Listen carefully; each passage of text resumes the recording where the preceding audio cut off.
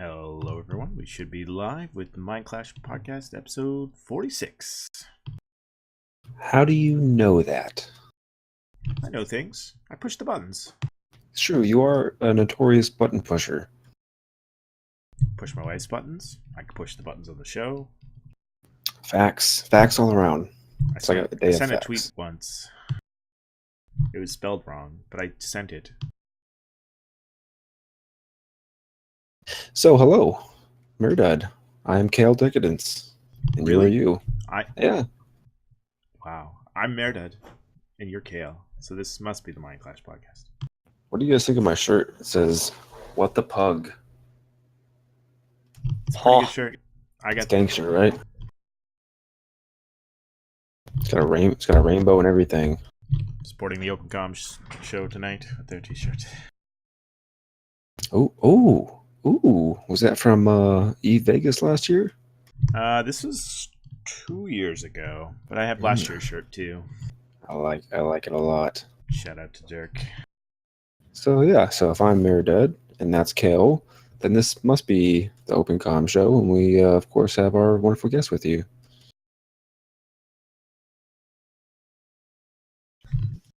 No, that's not how it works. Somebody Did I has mess to it up? introduce themselves. Someone.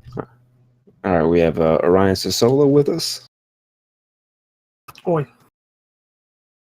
Hi. Stunning intro. Stunning. Returning guest all-star here, and another returning guest all-star is Claevyan. Hello there. It wasn't last week. It was a week before last episode. Episode 44, I believe. Okay, so yeah, a couple ones ago. So welcome back to the show. Good to be back. Thanks, guys. And last but not least, I'm gonna F this one up. Anthrobeau.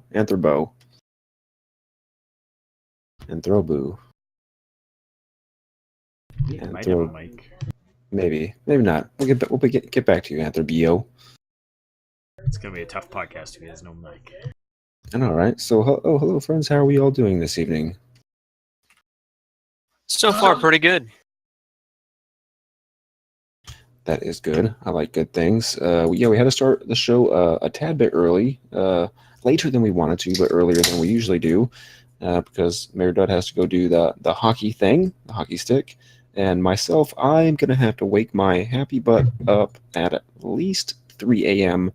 tomorrow morning to go on a 12-mile ruck march. So, yeah, I need to get to bed early.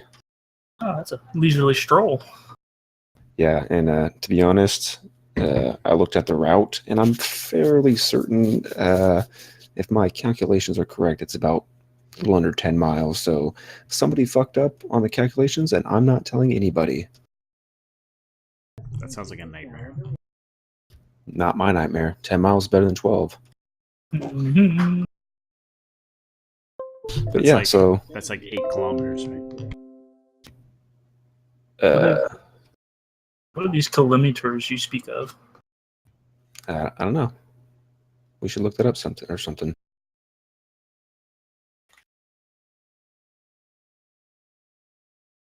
That's actually almost 20 kilometers. Maths. Yeah. Anyway, so we've got things to talk about. We've got Eve-related things. We've got un-Eve-related things, and then even further Eve-related things to talk about this evening. But first, it's been a tough week, I guess, for Meredudd. Yeah, not your best week for Meredudd. I had a family member pass away this week. I'm a big fan of Lincoln Park, so I was pretty upset when Chester Bennington killed himself this week. Was not happy about that. So yeah, just an overall negative week. Oh, I'm sorry to hear about that. Yeah, I myself have had several family members die over the past 9 months. So it's not fun. Not fun at all. But yeah, that thing with Lincoln Park, I know that's been something that we've talked about together, and we talked about on the show.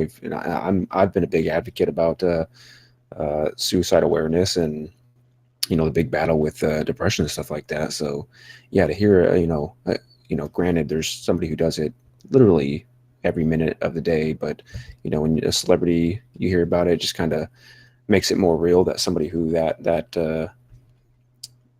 influential and that powerful, I guess, could do the same thing that you or I could do.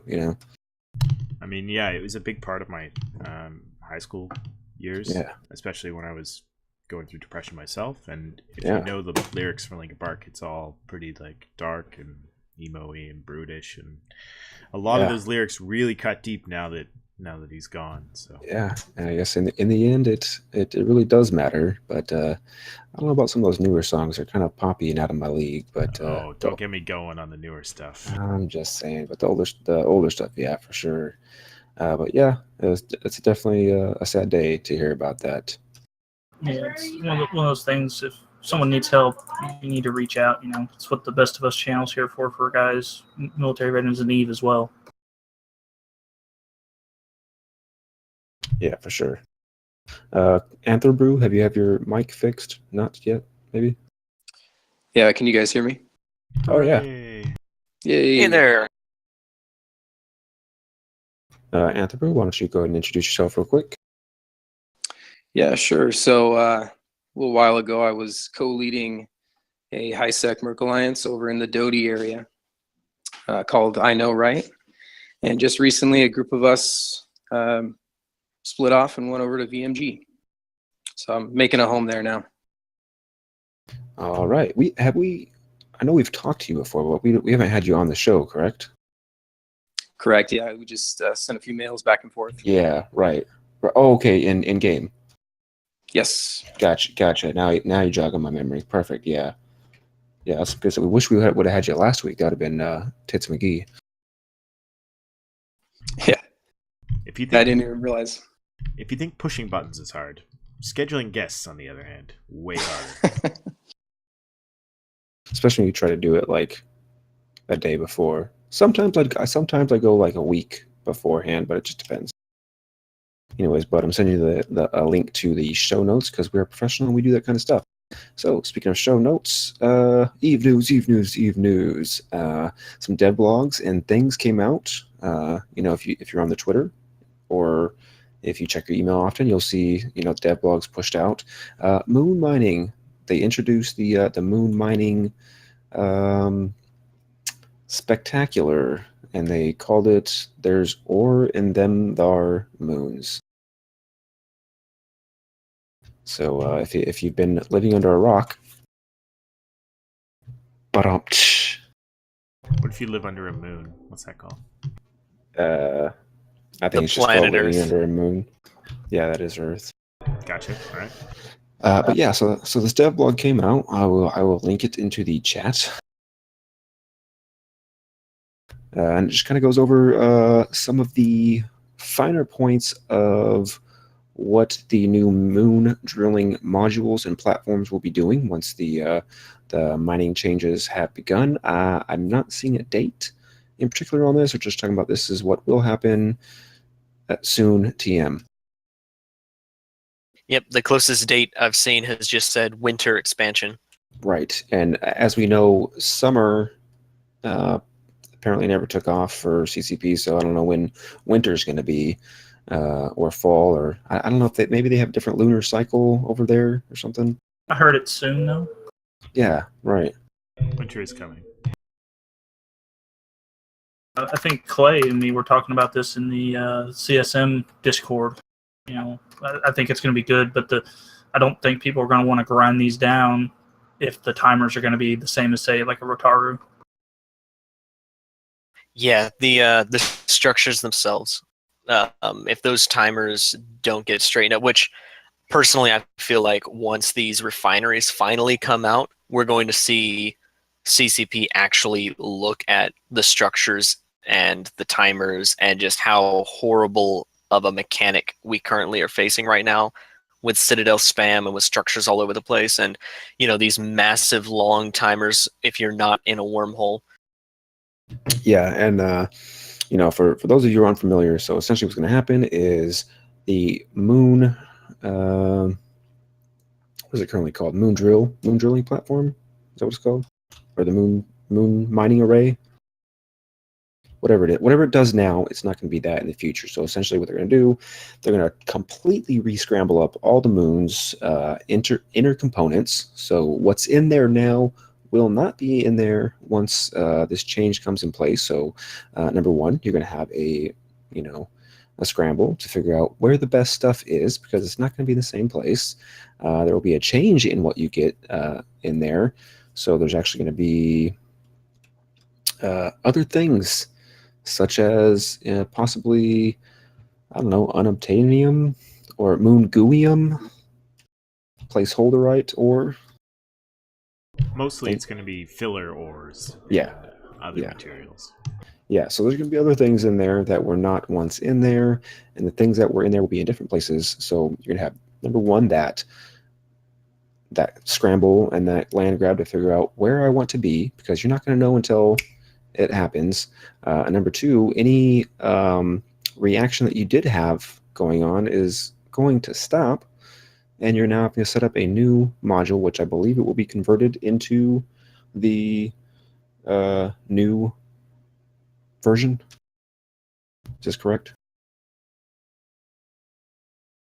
Not sure. How about replacement yet? Have they released those details? So there actually was a Q&A that took place with Fozzie about refineries and what's going to happen. And he talked about how the refineries are going to basically immediately replace the current system. There's not going to be any sort of transition period at all. So that right there, when this releases, is going to be a pretty big upset, I think, to EVE in general. Yeah.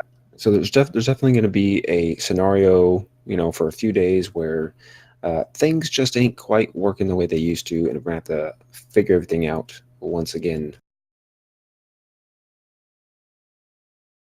Yeah, it's still something we're fighting with, is trying to make sure if they'll ever put something on there, show us what these citadels will be doing, because this is also going to be messing with our drug making.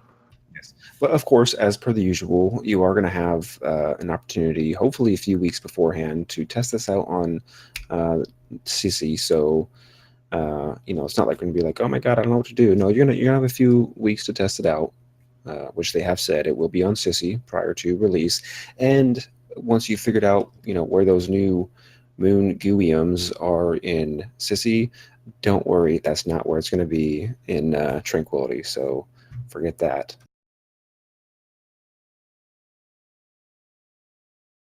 But yeah, so coming soon, TM moon mining changes eventually. Have you ever done moon mining? Anybody here? I actually have done the moon mining back when I first moved up into the north. Tino. Yeah, Tino. So when I moved into Tino, I asked the CEO of the corporation. I was like, hey, I wanted to get my hand in some moon mining. I bought all this stuff, so I literally went out and I bought everything that I would need. I got the pods, I got the moon mining array, I got the silo, and all this stuff. And I just kind of went at it for about a month, and it's not fun.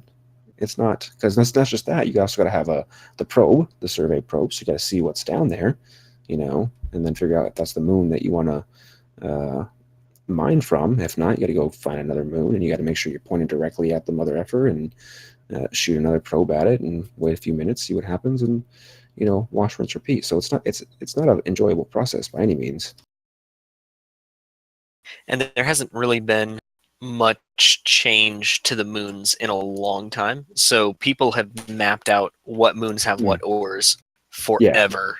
Yeah, and I think I was mining something horrible that was giving me nothing worth. I didn't make back anything of what I put into it, but it was only a month, and I think it was right in the middle of my deployment, so I was gone for a few weeks, came back, the pause had blown up when we started transitioning south, so rip. It'll certainly be more active, hopefully. See more content generated by all this in some form or another. Oh yeah, there's definitely going to be a lot of content happening within that first few weeks once people are figuring out, okay, this is where this is at. I want their space. I'm going to take it, and so on and so forth. So it's going to be interesting for the first few weeks, I believe. And I feel like it's coming to the point, at least with our group, you know when other people's stuff is going to come out, and you've set timers around their vulnerabilities. Whether it's a structural vulnerability, whether it's their vulnerability for Sov, and soon it's going to be when their mining stuff is coming out, and you just arrange your operations around your enemy's vulnerabilities, and then those are fleet ops. Yeah, I mean, if you're not at this point, setting or looking at timerboard.net or just knowing when certain things are coming out of reinforced or whatever, you're probably not going out and about and finding that stuff anyways. One thing I'm looking forward to with these new operations is seeing if we can blops drop some prospects or mining ships of that sort on one of these moons that's coming out, just to do it at least once. Get some prospects behind enemy lines and drop them down after dropping some bombers on their mining fleet and scoop up as much ore as we can. Mm-hmm. It's better to do that with gas mining, but I don't know. It'd be better if you could almost get something that could haul out a large amount of ore. Kaylee Cakes is asking in chat if moon mining is going to be lucrative for newer players, and if CCP plans to make it more lucrative or just shuffle the resources. And they are going to shuffle the resources, which will make it more challenging for all the established groups who now have to rescan all of the moons, which if you didn't know. There's so many things going on. Number one, okay, you do have that particular unassailable wealth that's going on with guys like the Imperium, the Russians and PL and all these guys who have been around for for a decade and have been collecting the same moons for the past 10-15 years. Well, guess what? Now that's going to be whatever they were mining and they were making money off of, and I'm talking lots of money. You're making billions off of this stuff. They're not going to be making it there. So number one, there's going to be a shakeup as far as resource allocation. Number two, it's going to be super lucrative once you've remastered the system. And number three, content. And then for newer, sorry, go ahead. I was going to say, and the way they're talking about these logs and stuff like that, it'd be easier to pay out people to work this as well. Right, because it's no longer a single player activity to mine a moon. Now it's going to be dependent on the amount of people you can get to mine it in ships. So a rookie in a venture can still pull in the really expensive ores for himself or for his or her, alliance or corporation. So on a whole, you're getting more people involved in the moon mining process. And in that sense, it is more lucrative for a newer player. Because before, newer players just had almost no chance of getting into the lucrative moon mining. Was already capitalized, and you had one guy with his alts doing it all. Yeah, and then you're going to have also that opportunity once it breaks off into its little asteroid field. You're going to have that chance of maybe you didn't remember that your shit was about to pop, and now you have this asteroid field full of moon goo, and dudes next door are like, I'm taking that, and they're going to come over and mine it. You got that possibility. And then it was brought up at the Eve Northeast little thing over this weekend. They asked Fozzie some questions, and one thing that he thought would be cool is later down the road if they had kind of like the pirate NPC mining groups, that they might even roll in there if you're not paying attention and try to grab your moon goo. Tangent on those miners. I've noticed when I complete the agency kill 5 guys in an asteroid belt, that often the NPC miners warp into the belt you just cleared of NPCs. Unconfirmed, but it's happened like 3 or 4 times to me, and it doesn't seem like a coincidence.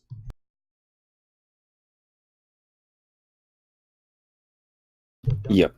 So another thing that happened that CCP released the, let's see, it's 24th, so this was 20th on Thursday, I believe it was. CCP had another live event stream regarding the agency. I did not watch it because I was out in the field. Did anyone catch that? I did not. Same here. I've been kind of mad with the whole agency thing. I didn't catch the thing, but I have done some of the daily events, I guess. I have been pushing myself out there to get as many points as possible. I didn't realize that not after hitting the points on the first day and a half, that I've probably already fallen behind the curve and I won't be able to get to the Tengu skin.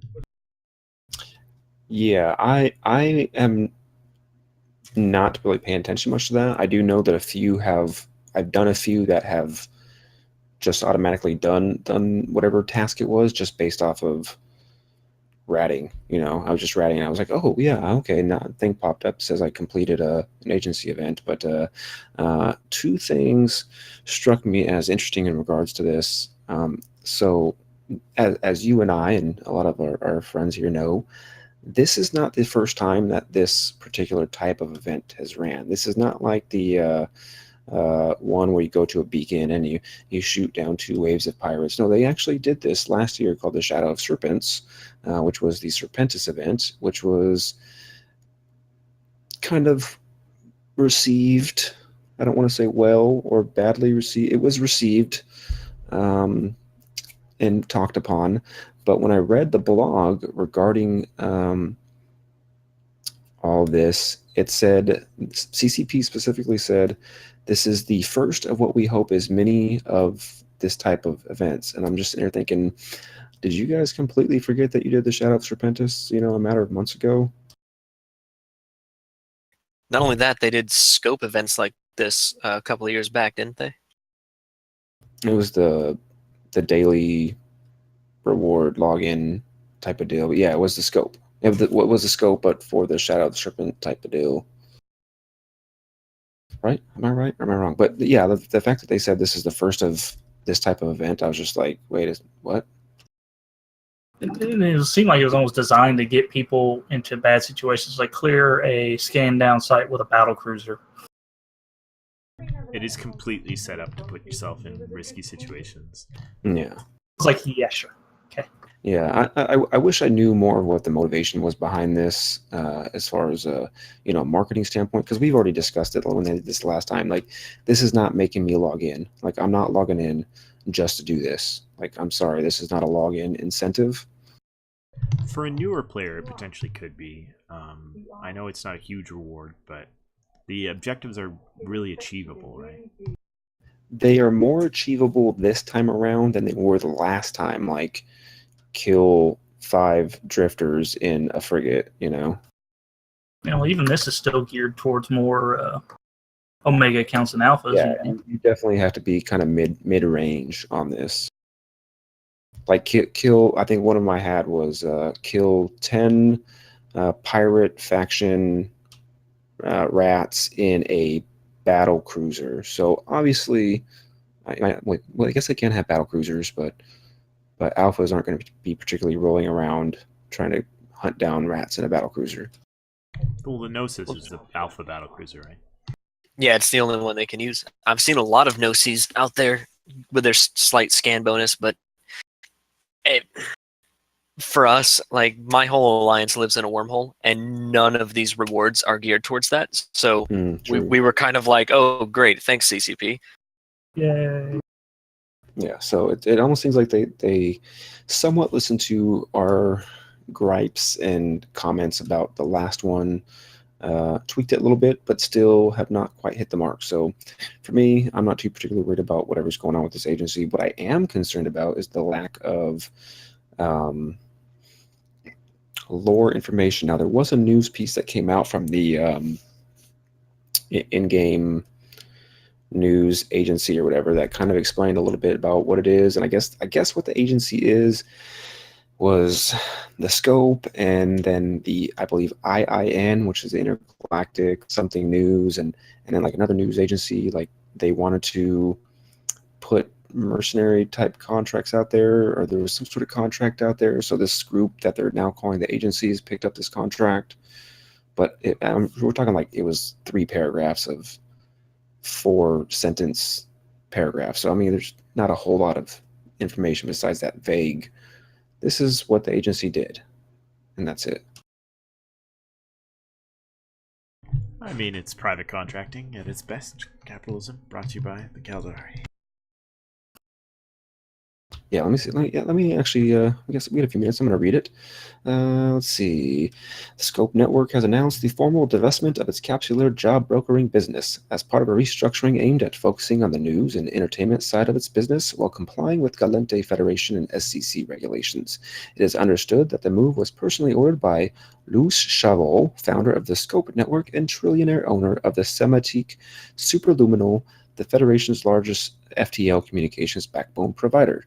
Reports of the Scopes Network move to refocus on its news and media mission surface as trading activity on the Luminaire Technology Interest Exchange suggests the Semiotic Superluminal was seeking buyers for the job brokerage framework and some other stuff, Galnet, blah, blah, blah. Other reports indicate that the job brokerage business will relaunch under the branding of the agency, but it is as yet unclear what kind of work will be offered by the new network. So it sounds like CNN bought MSNBC, and I don't know. And then the FCC got mad, so they said you have to make something else, I guess. The FCC won't let me be, so let me be me. Yeah, it doesn't make sense to me. That doesn't really explain any motive behind it. You know, maybe it's the broker. Maybe the broker's behind all this. It's the drifters. Yeah, of which another thing that Fozzie made mention in his little trip to Pennsylvania was that they will eventually wrap up the drifter storyline, or he hopes. So who knows? I mean, there was some hints at it at FanFest, so maybe we'll get more at Vegas. And one of the big changes for winter is the rework of HiSec. So perhaps there'll be storylines or perhaps epic arcs around the drifters that come out with all the upgrades to the mission content, which I have heard reports that some missions and some combat sites are using the new warp-in mechanic for the ships instead of just the appear out of nowhere mechanic, which I thought is a classy upgrade to the spawn mechanics for ships. So classy. I think it'd make it a little bit weird to say it's immersive to see him warp in instead of just spawn out of nowhere. But that isn't that what we do? And you just do magical non-physics things. It'd be nice if the pirate gates in havens, like the ships actually came out of warp and spawned in like that way, or undocked from a battle station and then aggressed you. You stop it, you.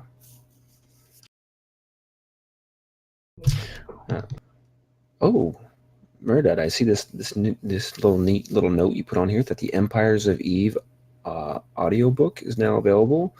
I wonder how that sounds, audiobook. Saw it on Twitter, on Reddit, and Ashtarothi was talking about it to me. Yeah, it's available now to download, probably on places like Audible. He was asking if we had an Audible link, which we don't, I don't think. I feel like it would be. I mean, at least for me, it was a much better read. I don't know that I'd want to listen to somebody else reading this to me because I wrote notes, and dog-eared some pages to go back to and whatnot. What if it's graph? I couldn't do it. What if it's What if it was Zendane? Panties dropped. I would also accept Elise or Asher. No. But anywho, yeah, that's interesting. No, we don't have an Audible link. I've a few times thought about stuff like that, and I did try to get a sponsor through Humble Bundle, but it seems to never pan out. Like, I don't know if we have enough content or people just hate us. I don't know. We should get if we don't have enough stars on iTunes or something, if somebody wanted to put stars upon our iTunes, that'd be great or whatever. But yeah, maybe we'll see. We need an eBet sponsorship. That's what we need. That is what we need. And finally, another thing that's going to be happening in just a few short days: the starting of the Alliance tournament. A lot of people are saying there won't be near as many people watching because you can't bet on it no more. I'd still want to watch it. I'm still watching it. Like, yeah, it's definitely going to be on. It's going to be on my TV, whether or not I'm like actively sitting there watching it. I don't know, but it's definitely going to be on the TV, and I will be watching that. Who's your horse in the race? I don't even know. I know they are somewhere, but You got to cheer for someone. I'll cheer for you. I'm not in. I'll be lost. fighting in it. I'm going to cheer for a random McNally. There you go. Did you guys It's buy just your fun. way in or win in the first round of the feeders? We technically won in the first round of the feeders. So we went up against Sleeping Dragons, who never even logged into the server. So we kind of won by default, They were sleeping. which was Hey. actually really sad because win's a we win. wanted to fight. A win's a win. Yeah. It Well, is, and because of that, we'll be there Saturday and Sunday, fighting away. Hot stuff. Hot stuff indeed. Yeah, I'm pretty excited about that. And I actually just got. We're getting rid of our satellite our satellite TV service here, and we're instead using the Amazon TV. And I got Twitch on there. I've got Longhorn Network. I've got all kinds of stuff that I'd watch anyways. But now it's on my little box, and I can watch it on any TV in the house. Is the Longhorn Network like a channel where you just watch herds of cows move around the field? No, that'd be the Texas Longhorn football team. Come on, what kind of Canadian are you? no one of relevance, basically, right? Right. But yeah, it's got a bunch of stuff, and I'm glad it has Twitch on there, and I've already tested it out and made sure that I can watch myself on the TV in case I need to. Works great, 4K. I'm just looking forward to the new comps. I want to see how all these changes and how people put their comps together. Yeah, indeed. There's obviously been some changes to Doctrine, so it's going to make some things interesting. A couple people lamenting about trying the Alliance tournament. You should definitely try it next year. They'll probably have the same feeder format, so you'll be able to get on pretty much any team as long as you have 10 living warm bodies, or at least 8. Like 6, you could make do with 6, but probably 8 would be a good functioning minimum. 10 would be applicable, but I think I'm going to try to make more of an effort to be on a team next year. I kind of asked around this year, and I was kind of given the well, if you want to be on the team, you just have to wait, and you'll see an announcement in the Discord channel, and then you just pop in, and I don't know. It kind of seems like a janky response. From my CO2 experience, I didn't get anything, and then I found out they were in it, and I was like, "Oh, well, okay." Yeah, I asked, some pretty high up leadership positions directly, and that's the kind of answer I got. I was like, "Oh, just wait, and Gig will put out a ping, during the Alliance tournaments, and you just jump in." I'm just like, that seems kind of janky. We were going to go for it this year, but we just I didn't get the number of people I was hoping for to try to make a good run at it with. I was hoping for the 10, 12 people, so that way we could have fill-ins for people, real life happens. Well, shit, let's try to go for it next year, man. Anywho, so that's the bulk of the Eve news, and then we can move along to the battle reports and player news. A very interesting 90 billion BPC Scepter dies. I did actually see that. If somebody has the kill mill, that'd be great to link. But essentially, it was an interceptor filled to the freaking brim of blueprint originals, blueprint copies, and I'm talking I don't know what this guy was thinking, but he had everything. There's the kill mill. Yeah, he had his whole BPO, BPC kind of library and was taking it down. This was a Imperium Scepter, taking it down Bro, towards Stealth. like some of them BPOs were like 500 milski for one, and he had dozens in there. Like the Iridia pipe right there isn't heavily camped at all. No, and he got hit by one single little smart bomber. Yeah, rip. Didn't want that Iska. Yeah. That is rough. So yeah, let's look through here. You know, obviously, I mean, he was travel fit. He had a kind of travel fit-ish. It was a nice Really scepter. Not really so much, but yeah. Buffer for DCU, which is what would have probably saved him. Yeah. Drake blueprint, 579 million. Ford is our blueprint. Yeah, the Fortizar one was the biggie. Stand up targeting arrays. He had a Myrmidon blueprint. We're all talking like 606 million for that. Oh man. Raven blueprint. For Bill. Yeah, pretty impressive. Get wrecked, homie. There's a really great write up of this in Imperium News. I bet there is. So that is that. Now there's this thing going on that I don't quite understand. It's test versus Darkness. darkness, which is Operation Bad Dragon. okay. So what is cracking here? So Test is deployed to the north to screw around with Sort and Darkness. Go on. I know that's what has occurred. They're paying for it as people who have been left behind, kind of your casual PvP, PvEers, have been left back in their home space, and it is costing them dearly, mostly in the form of oracles lost to wormhole groups. We formed Volta, Soviet Union got a kill. It was a pretty bloody 48 hours. So, but now this isn't just having to do with like regular in-game mechanics. Is there some sort of bad blood occurring?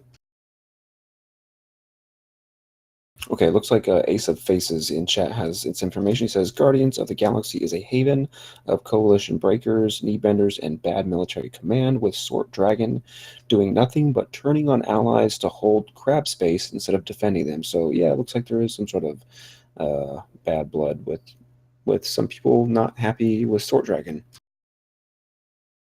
Oh yeah. I know Sword is not well trusted. I think that's an understatement. Yeah, I mean, even when I know about him, just like I'd rather not deal with anything to do with that. So that's going on.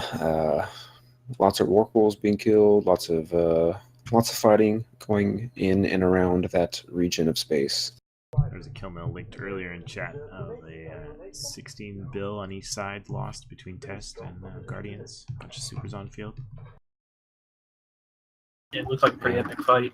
Looks like they dropped all the caps they own, though. I think that's probably what they're going to end up seeing a lot of out of those fights out there is Guardians of the Galaxy is dropping everything they can. I posted a link to a Reddit write-up about that fight, basically. I mean, In the lobby of the Mindclash Discord. Oh, okay, I see it. Yeah, I'll link that. I mean, that is definitely a heating up battle up there. And then you also have Pravi versus NCPL down in the south. That has been an active war zone. I saw a Reddit post about a 900 billion-isk fight. No, Yeah, it was a 900 pretty bloody billion fight today. Yep, and let's see what else. We had a close call to Rourke last night, our first one, as our little group. Yeah, what happened there? I was tracking a flycatcher from Goons that just came into the area, and then I noticed he went into our little pocket over there, and then all of a sudden, the guy says, "Hey, this flycatcher just bubbled me in my Rourke." okay. So I go over there and I start messing around with it, and all of a sudden the flycatcher lights Sino, in comes 2 carriers. Then after we kill the flycatcher Sino, one of the carriers lights Sino, and in comes the Naglfar. So I start rage pinging to get folks over there and get them out. And thankfully we did. We got them out at 25% structure, I think. Killed the Nag off. Ooh, that's close. Close call.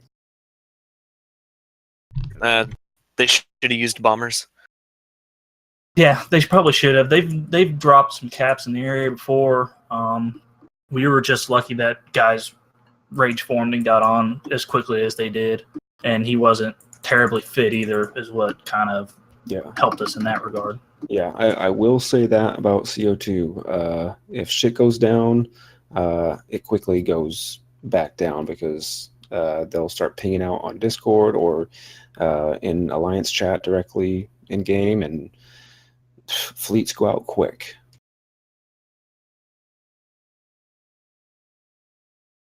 But yeah, well, if you guys haven't known, I'm actually no longer in dystopian heaven. I've reformed into a new corp within Relax called Lethal Injection.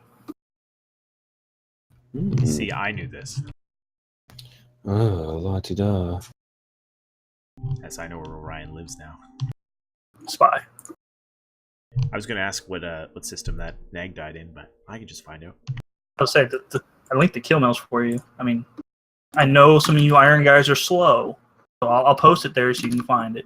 Hold on, can you tell me when that Probably fight need occurred? pictures. Can you light a sign up for me? I'll let it sign for you. Wow.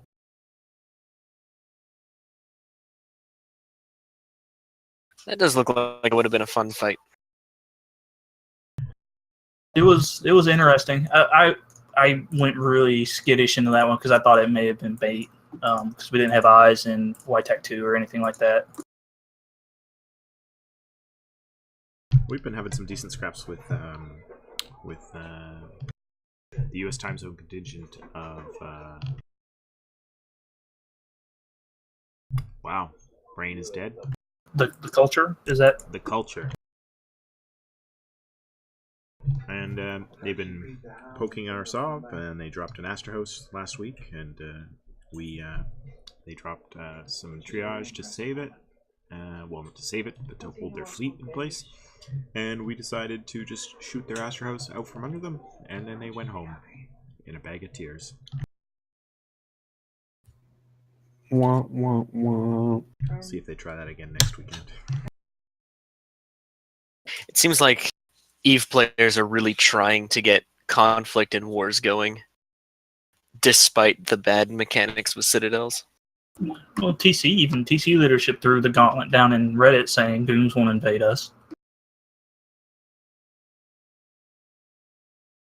No, I don't think goons are coming, but I mean, content. I'm not going to blame anyone for trying to find content. It's always good. And Fountain's a pretty decent place for content right now, I think. I don't go without a night of killing something in the area. In worst case, if you really want, you can go down the Delve and actually get some nice kills on some things. We almost killed O'Rourke with 7 scepters. Yeah, that's pretty intense. I would 7 say it's scepters. typically a one-way trip, as you don't often evac safely, but You can't take your cruiser doctrine down there and most likely get out of there alive. You see these groups like Volta and other wormholers just take these ABCs down through there and frag a bunch of Rourkes as the response fleet comes in and keep moving along and doing that kind of stuff. You can be successful that way, but normally the best way to do is just blops drops and running scepters through there and just picking off the unaware.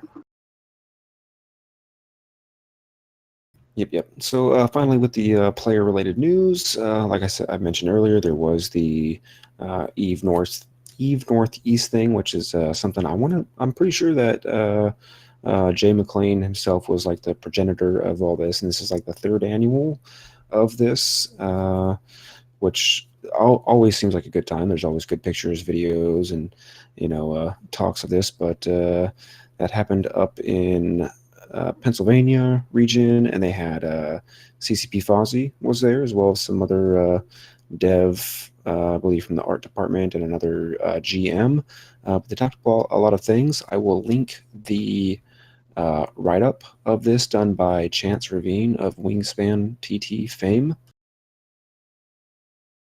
There's the link in chat right now.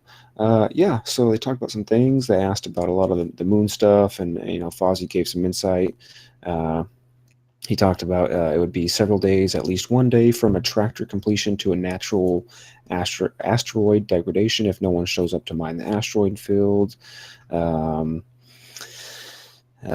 they asked what happens if it would die. Fozzie said that it'll probably just disappear.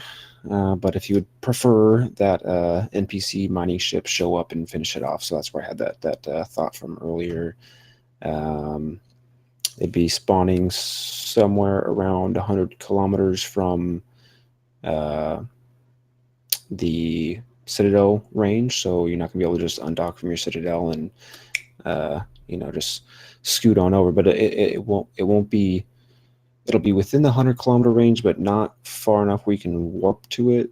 You'll actually have to slow boat to it. So it sounds like it means you can possibly use the weapons systems, if there are any on it, against someone who comes in? Likely, yes. Then again, I've been wondering about small structures, and somebody asked there about small refineries, as to which the answer was they will get to small structures later. So maybe next winter. Let's see if there's any other good highlights. Citadel skins, still working on that whole thing. More pirate capitals, like a Sisters of Eve. He said if they ever did get one like that, it'd be more than likely a fax. So a Sisters of Eve capital would more than likely be a fax machine. And various other things, but you can go through that whole thing. There's tons of questions that they asked. I think that's awesome that CCP gets involved with small little player gatherings like this. I mean, obviously they got in a pretty good reputation with, guys like Jay McClain, Dirk McGurk, Wingspan, who was CSM for CSM 10, I believe. Where's that 11? But anyway, so yeah, it looked like a good time, and I wish I could have gone to this. I wish I could go to all the things, but it just never works out for me.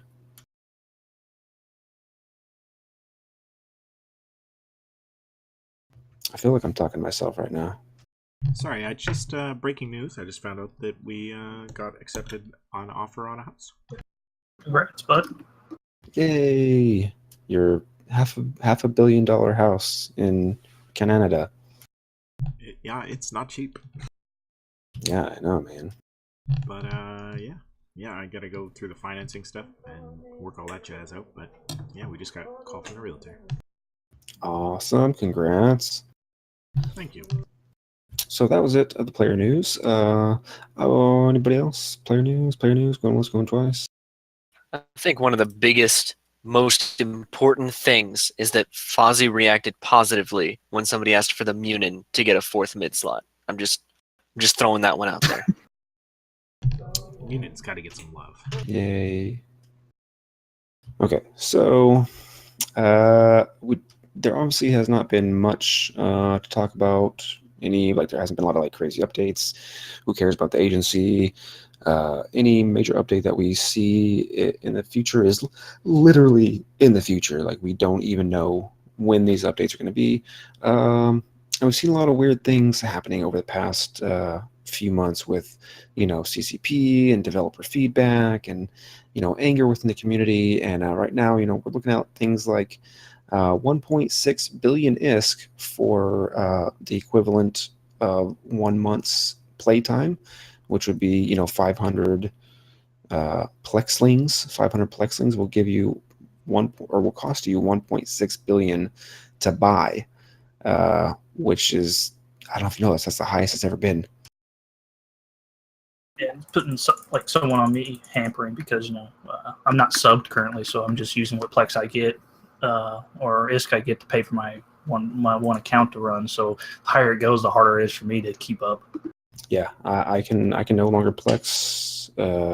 That's not possible, and I just don't feel like paying for other accounts. So I'm now down to one Omega account. The rest are all alphas.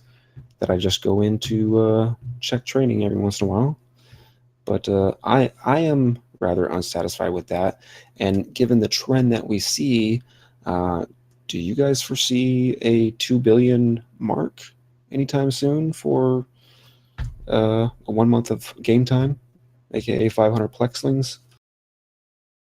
I mean, I could see that as a real possibility.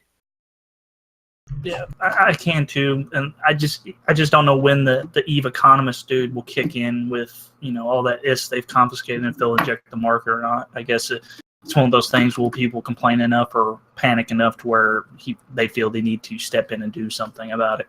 Yeah, I mean, I've been trolling around on the Eve subreddit quite a bit over the past few days, kind of like looking over this, and there's a lot of legitimate complaints and a lot of legitimate theories behind this, and some of the theories were, you've got a lot of people who are hoarding Plex.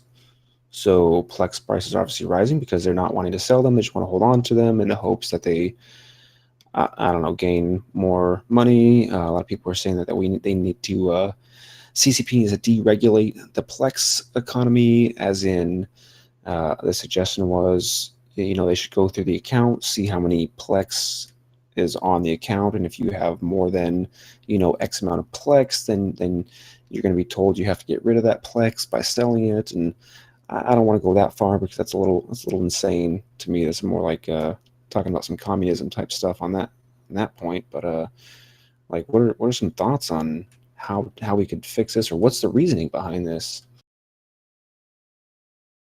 well, there was a long thread on Reddit today trying to explain away the cost of the increase, and one of their theories was that there's a decreased amount of players paying for ISK within the game, whether that's because there's less new players coming into the game buying large amounts of ISK to soup up their injector packs or buy a bunch of ISK to buy a bunch of ships. You think about how far 1.6 billion would get a new player. That's a lot of ships. Like, that's a lot of alpha ships, even if you buy like a Plex, right? Oh, yeah, for sure. Like, if you go and spend your $14.99, you buy your whatever the price is. I think it's maybe a little bit cheaper, like maybe $10 to buy 500 plexlings, and then you go trade that in game for 1.6 billion or so, 1.5 billion. Yeah, you're looking at yourself a nice pretty penny, but that's not so much the concern. It's the Plex going out that's more of the problem, is it not? Not Plex coming in? Well, with Plex being devalued, I guess as it was, so that to the point where you can purchase smaller increments of Plex for less money, basically, it's allowed people to hoard it easier than before. Which has actually, from what I've seen, caused a lot of people to go the route of hoarding Plex or holding on to them more than we had before. And it's part of the reason why the Plex market can be driven up so high.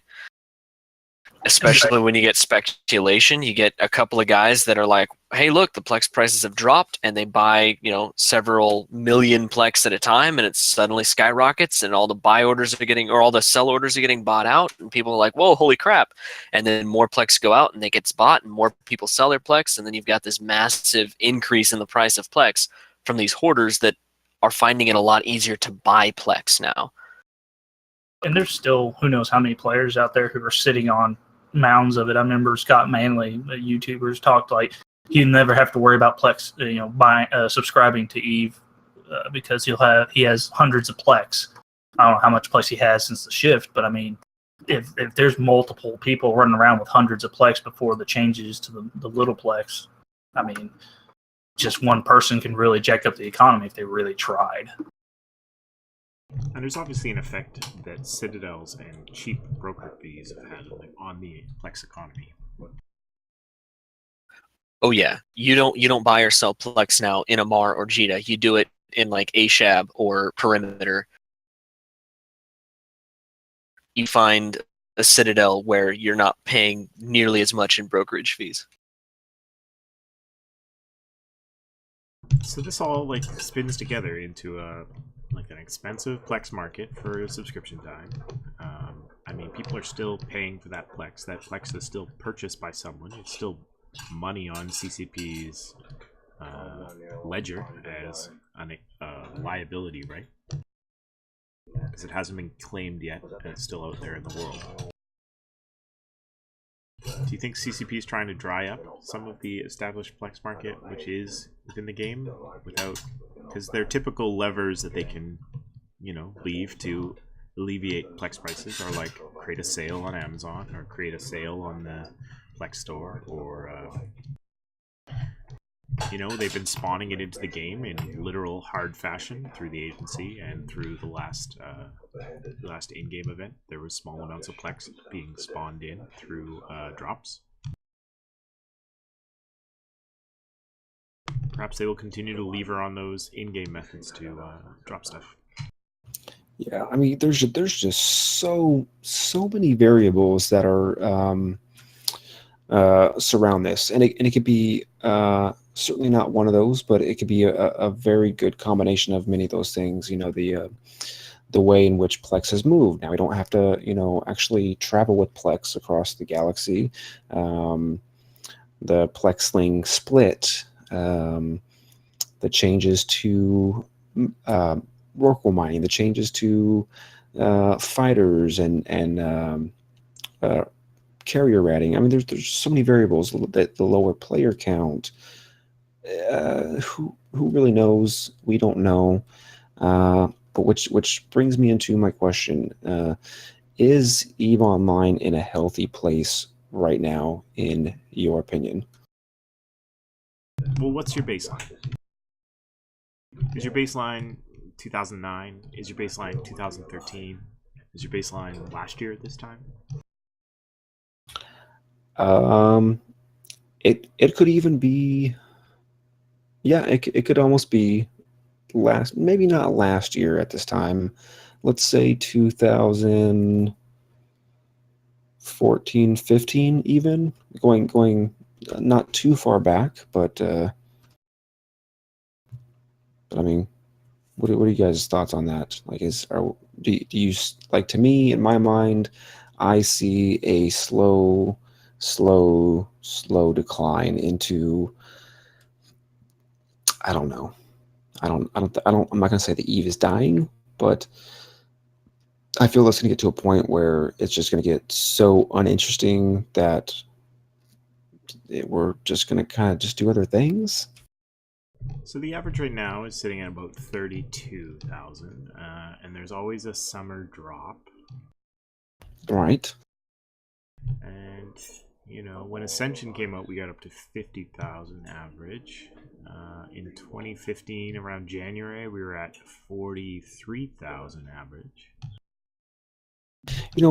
But we've had, the thing is, we've had significant changes to the game within the past year that to me, or I would not really just to me, but that should have been a catalyst for a surge of new players, free accounts, citadels, changes with the way we do our sovereignty, just T3 destroyers, boosting ships, all kinds of fun little changes that you would think like would drive more player counts, and they just didn't. Well, Like after the Ascension and Alpha release, there should have been a huge surge in new players, and continue to be a surge and a growing surge, but instead it went up because they were like, oh cool, let me try this out for a couple hours, and then right back down to a point even lower than what it was last year. So it doesn't add up the way it should be, I guess. Well, in my opinion, the strongest performing games right now are games that you can play for 15 to 45 minutes in bite-sized chunks. Doesn't matter if you're going to play for 3 hours. You want the option to be able to drop out after 15 or 30 minutes. In a way, yes, but I think people, at least for me, I'm more looking towards a game that I can play where I can continue to play it for a long time and feel like I'm somehow engaged in that. Before I played Eve, I was huge into Guild Wars, and even though it was by myself, and I only logged in when I wanted to. I didn't have to kind of depend on anybody else. Yes, it was an MMO, and I played with my younger brother, and every once in a while I would pick up games with a few other people. But I'm telling you, I played that game for like 6 years by myself, and I would have paid for it if I had to. If it was like $5 a month, I would have paid for it. But I got all the expansions for it. I loved it. So I'm kind of into the long haul type of games where there's a progression and a storyline and end state, I guess. And I understand, and there's definitely a lot of us out here, and I'd probably say that a lot of the people who play Eve are interested in that long form story arc. You can be part of the story, whether it's the line soldier or the general, and you actually have to work your way through the ranks, real human interactions, in order to make your position within those areas. And if you understand the greater concept of the game, and you could understand that that's part of the game, then Eve will draw you in and suck you in and keep you there for 5 years, right? But if you're just there for 15 minutes or 30 minutes of interaction, like many of my friends who play a lot of video games but will not touch Eve with a 10-foot pole, the 1-year learning curve, the 5-year learning curve of getting just a decent grasp on, say, frigates and cruisers just does not appeal to them. They want to be able to jump in, grab Mercy, grab Roadhog, grab their favorite League character, and just blast out a game and then go back to work or go back to sleep. I don't know what half of it that is that you just said, but yeah, all that. And I'm not saying that Eve should ever stoop to that level. I don't think so at all.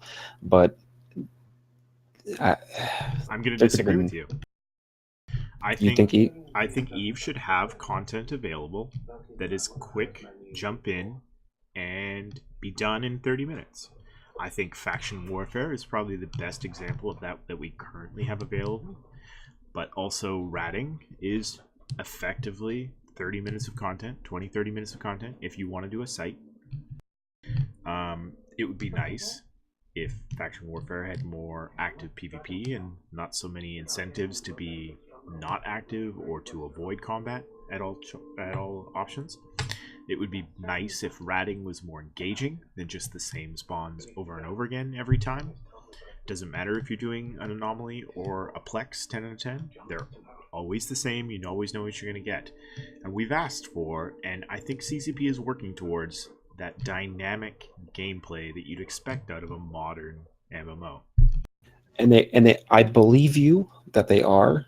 I do believe that they are working in that direction. And yes, that is a direction I believe they should work into getting the dirty, filthy casuals a place to play their game, because I would love to play that kind of game. I would certainly log in for that. But that's one thing to set up a system like that.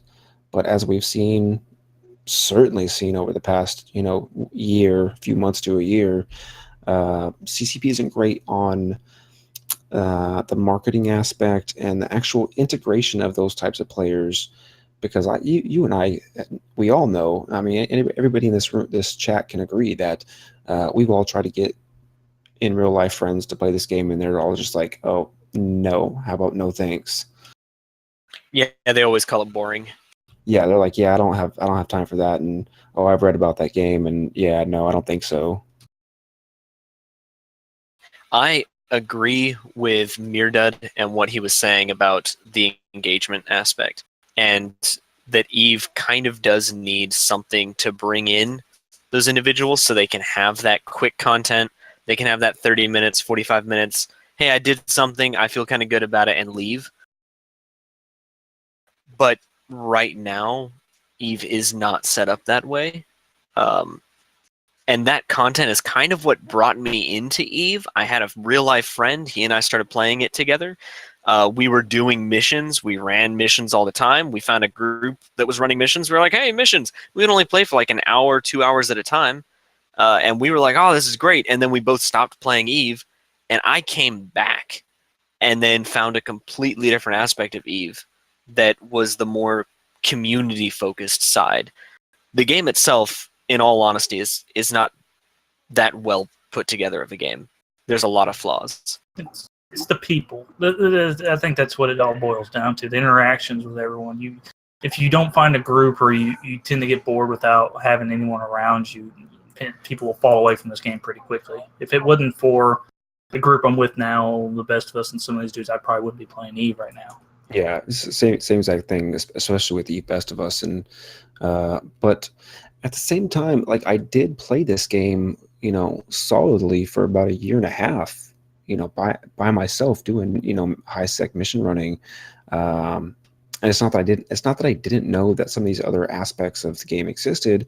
I was just I found it fun, I guess, for a while to do that. But once obviously the missions started getting more repetitive and a little bit boring, I didn't want to do that any longer, and I quit for a little bit because it was just boring. But I think if there was a more engaging interaction, you would have people playing this game for years, on Alpha or Omega, playing this game just high. I mean, you got them now, just high sec ratters. I agree with you. I did the same thing. I've talked about it before. High sec missions, and then I got burned out, and I quit a couple times, and I came back, and if it wasn't for Red versus Blue, where I got my first cut into PvP, I probably wouldn't have survived past that second quit. I would have just bailed from the game after I got a bunch of stuff scammed from me. I wouldn't have continued on. I wouldn't have joined a group that was PvP active. I wouldn't have, strived to get better at PvP and not just train the skills, but actually get out in the ships and lose ships of higher caliber and become a useful role within a small gang and big gangs. And, it took some time to overcome the barriers, and I'm the kind of self-motivated person that I set goals for myself and try to achieve those goals. It's just not all players are set up to build their own goals into a game. Many gamers want to be led by the nose down a trail to the roller coaster, and the roller coaster goes down past the waterfall, which they can choose to swim in if they want, but the roller coaster just keeps going round and round, and it's amazing and fun for the first 15 times until you get bored, and then you just go find a new roller coaster. Yeah, I mean, I'm kind of like in this holding pattern right now. I think for the past year, even though, don't get me wrong, I love being a part of CO2. I constantly go in on fleets with them any chance I can. If I'm home, I'm online. I see a ping go out on Discord, I'm on it. I enjoy that. But other than that, like, I don't find any other reason to log in. Like, I'm like, why do I want to just log in to rat? Like, what's my end state with that? And I've honestly found myself at the point now where I'm like, maybe I need to find a new game to play. And that, like, part of me doesn't want to do that just because I feel that connection to the community and the Eve player base. But at the same time, like, if I'm going to spend like my free time doing something like playing a video game, on a Friday night, I want it to be more fun than what it has been. You need to balance it out. So you need something that keeps you excited and interested on the short term, and then you keep your storylines going within Eve, whether it's you're helping build up your corp towards taking more space, or you're helping defend the Empire from an invading army when it comes around to war season. You got to keep your storyline alive while keeping your short-term interests alive. See, but there's some of the key things that you said there is that I have to go and find those things. I have to go and create that content. I have to go try and scout out some space, and I have to do this. And at some point, I would just like to not have to try to do things so much. I just want to play a video game. You know what I mean? And that's why there's people get so sad when FCs kind of stop playing, because anyone who leads fleets or does stuff like that, they are the drivers of this game. And no matter what you say, at least for the nullsec, without FCs, wormhole FCs, all these people who are going out and rolling holes to get content, or just taking a random fleet to one place or another, I think you would see a serious downsizing in people just logging in.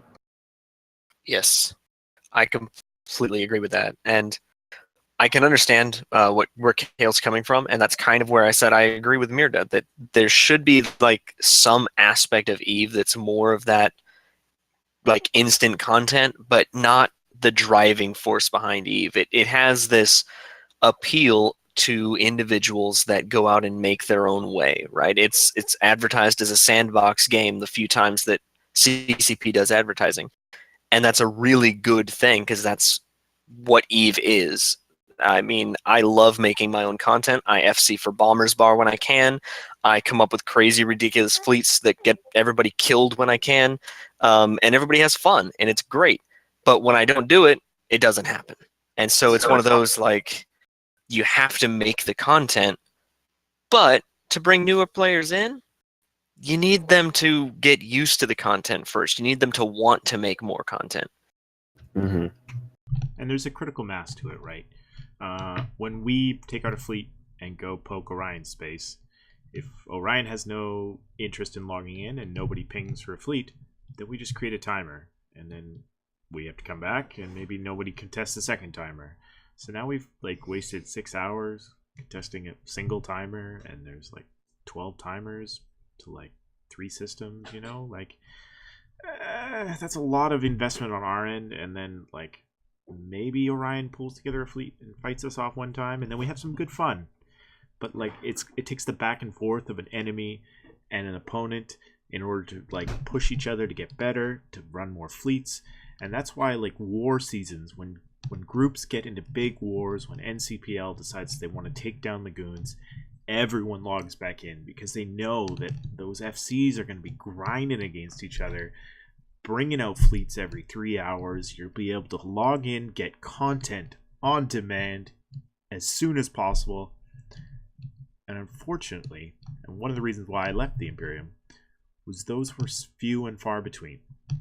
Yeah, but at the same time, where I really started to get like excited and intrigued about Eve was during those crazy like the Carolyn Star drifters started to come out. I was talking out my ass about anybody who would listen to me about like, hey, I play this game Eve, right?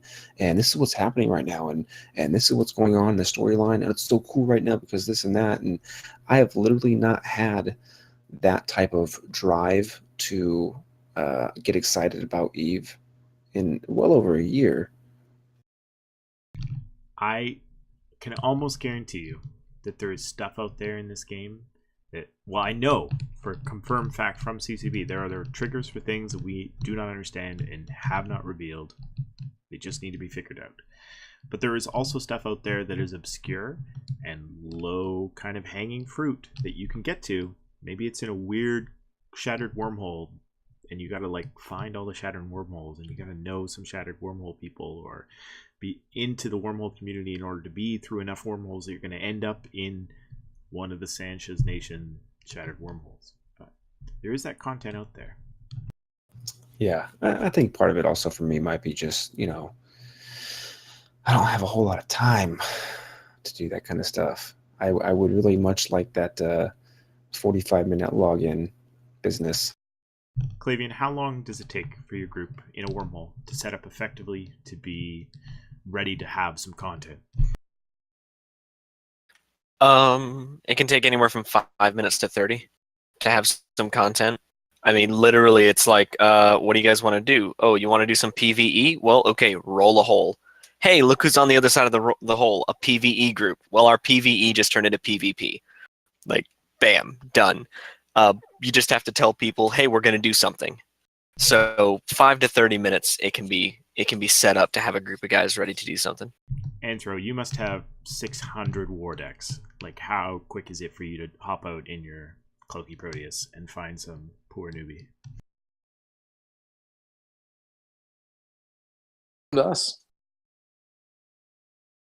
Sorry, one more time? So most of the time they come to us. There you go. And It's the great thing about HiSec is there are tried and true routes that people have to follow. I mean, we can deck, we can focus deck somebody and go and find them where they live. But most of the time, people have to travel in Eve, and we can just be along those routes, roaming back and forth and find quite a lot of content. Yeah, I have guys that left my wormhole group because there wasn't enough content, and they went to Marmites. They went to high sec, Vendetta, that sort of thing, to get more instant content. Yeah, we were just talking about this the other day, actually. We liken it to fishing sometimes. You really have to cultivate that mentality, because you can sit for a couple hours and find nothing. At the same time, you can get, just fight after fight after fight, just in 10 minutes. And it's really just a matter of patience and trying to find a group. Yeah, for sure. I think there are options out there for all playstyles, and I would love CCP to help foster more playstyles that are shorter, quick bursts of energy, quick bursts of activity that are engaging and interesting. And I know that is a challenging design goal, and it is not the overall design goal of Eve. The overall design goal of Eve, in my opinion, is a large sandbox empire building game, essentially. But I think if we want to actually grow the numbers and take us high level empire building people or small group, I just want my group of brosifs to have good fun content every weekend. We need those players who are playing other styles in order to be essentially sheep for the wolves to hunt. And I know that analogy has been used before, often towards NP or PvE players as a PvP player, but there needs to be casuals to fill out the seriouses, right? That's true. I mean, there's something about the sort of instant gratification when you log in. You get your fix, at that moment, and you can go and do other stuff right away. But in this conversation, what I'm most interested in is the stories you guys were telling about times where you quit and what brought you back to the game. And they seem a little more involved in that. I mean, there's something more about the community, about socializing, about having a leadership role in a group. There's something about being a part of the lore, being a part of the storyline. I mean, I think that those are the things CCP needs to pay more attention to if we're going to have people coming back to the game. Because this is a mature game, right? People have played for years and they have quit multiple times. And when we talk about the stable population of players, we got to get back to what is drawing people back to the game after their 6-month hiatus, Yeah, I mean, the original draw for me, obviously, was I'm a big science fiction fan. I mean, I think pretty much everyone in here is a huge science fiction fan. And the idea of exploring a new universe, a new galaxy, and creating your own castle in that is what first brought me into it. But I first started my account in 2006, and unplayable, literally unplayable. Couldn't figure out how to play the game. Yes. But the thing that now that has kept me in for the past 5 years that I've been playing actively, it's you guys. I mean, it's the game has not really changed extensively. Yeah, there's been some mechanical changes and some graphical changes, but for the most part, I mean, we're still doing the same things now that we did 4 or 5 years ago. All right, and I got to bring this pony train towards the end and put us back in the barn here soon. But I think my best advice to anyone who's feeling like their gameplay style within Eve has drawn them out, or perhaps they've walked away from the game and they're thinking about coming back, and maybe they're just catching this podcast, is kind of like trying to keep up with the meta, because the meta is really interesting within Eve. You can be there for an hour, you can listen to a podcast, you can read an article on INN, and you can feel connected to somebody's 12, 16, 3 weeks of effort that is culminated in taking down a Fortizar, or conquering a constellation, or a super brawl over some moon, right?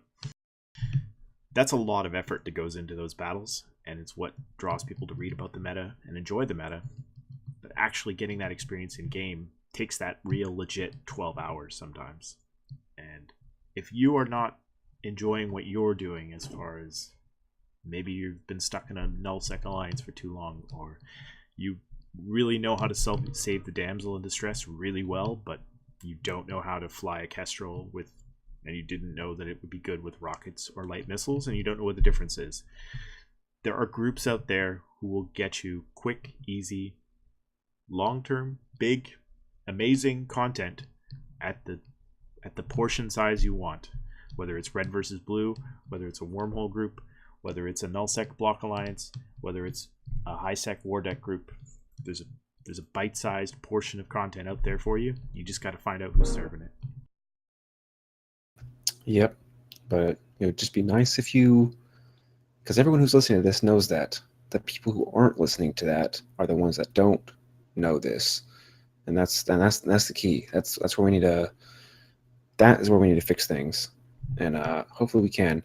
And hopefully, with our good friend, who is it? It's not Alexia. It's Nikolai Mazinkov is doing another March of the New Bros here coming up in December. I know I said here coming up, but December's not too far away. So we're going to start getting ready for it now. It's the March of the New Bro events. As we get more information, we're going to be telling you guys about that kind of stuff. And if you're interested in helping out, you can get a hold of Nikolai Mazinkov on Twitter, or that's his in-game name as well, or just send us a message, and we can definitely help you out. So if you're interested in helping out some new bros and passing along information, because he's looking for dudes who can give classes, lecture series, FCs to lead roams and stuff like that. So if you've been in for a couple of years and you want to get back to some new players, you can definitely do that. But that is one problem that we have, is that we all know this stuff. We know that you need to have groups of people to play this game with and make it better experience, but the new bro who's just logging in for the first time is more than likely never going to know that, and that's the sad fact there. Well, if you want new players to learn about the game, to learn about there are altruistic, good people out there in the EVE community willing to give away content, willing to give away advice, you should support a group like the Magic School Bus. You should indeed. So if you know our good friend Mike Azariah, who was a many time member of the CSM, he does this thing where he goes around in his what is that gigantic thing, bowhead. He goes around his bowhead and he passes around ships he'll pick a newbie system, or he'll pick a space system. So whether it's Minmatar, Mar, Kaldari, Galente, and he'll go around and go to all the starter systems, say, hey, my name's Mike, I'm with the Magic School Bus, I want to give people free ships, and they're like, oh, screw you, spy, get wrecked, scammer. But no, he really is legitimately trying to pass out ships. So if you see Mike, give him a wave. If you see him in local and you see him passing out ships and people are like, no, I don't think so, just tell them, no, seriously, this is legitimate. Or if you can, throw him some ISK or throw him some fitted ships. It's a really good cause. And I've heard him come on different podcasts and say, look, I just went through, a dozen different systems and not a single person wanted to accept a free ship from me. So blows my mind. Blows my mind that this happens. But yes, Mike Azariah, Magic School Bus, definitely a worthwhile cause. Brave man. He's a brave man. I couldn't do it. Alright, let's roll through some shoutouts. Let's start at the top with Anthrobeau. Do you have anything you want to shout out? A group you want to pimp? Something you have coming up? Yeah, I'll shout out to Fel, Ash, True, and Kaylee. I'm sure they're listening right now. And I'm sure they're about to gloat about all the kills I just missed out on. But yeah, thanks for having me on, guys. Gotta assist those drones while you're AFK. Claevyan. Yeah, I got a shout out for my corporation, the Suicide Express, and I guess Lieutenant Stuffs, even though he's not in the corporation. Big fan down there. And one shout out for Bombers Bar. Anybody that wants some NPSI Blops bombing action, thebombersbar.org. You can join up any of their fleets, IFC for those. Really fun. I was totally gonna counter drop Bombers Bar group, and my group was like, "No, we're scared. Like, come on, they're just bombers." Yeah, just bombers. Uh-oh. Okay, Orion. Yep. Shout out to Lethal Injection of Relax. If you're looking for some drugs, always make sure you buy from Ez and Wiz. Kael. Oh, that'd be me. Yeah, definitely. Shout out to all the FCs that I've been following around. Been going a lot of Keith Dro / Lucian James fleets. He's always a hoot. If you don't know who he is, look him up. He's the delight. But yeah, going along the same light there. Redemption Redemption Road puts on Redemption Roams, which is another NPSI community. You can look these guys up. Just do a Google for RVB. If you just search for NPSI fleets, you'll find Bombers Bar, Spectre Fleet, all these guys. If you're just trying to figure out the game and want to learn a little PvP and be in a real laid back, casual environment, that's the way to do it. All right, and for myself, I'm gonna shout out Justin Cody on Twitter. He's gonna give me a class on how to doctor up some screenshots into some amazing pieces of artwork. A lot of his work has made it onto our backgrounds for the overlay, and this one currently is one I made and he fixed up. And he also just put one on Twitter, so maybe I'll spice up some more. It's amazing to take good screenshots with my new computer, so I'm enjoying that. And real quick, the doctor just shared with us the class schedule for the remaining week of Eve University. I would strongly suggest checking out tomorrow. It's 6 p.m. to 8 p.m. I don't know if that's just in my time zone because it's on a Google Calendar. So you might want to double check on that. But there's Blap Vexer fleet going out tomorrow through Eve University, which is always dope. So check that stuff out. Hot stuff. All the things. Join our Discord. Come hang out with us. We're nice. And we don't typically have 600 posts in an hour. No, it's usually pretty quiet, and then we'll get our spurts, and then it'll be quiet for a few days, and then we'll have a conversation. So yeah, check us out. Come talk to us. Join us. Be one of us, and we'll see you next time. Next Monday, same time, same channel. See you later. Later, skaters.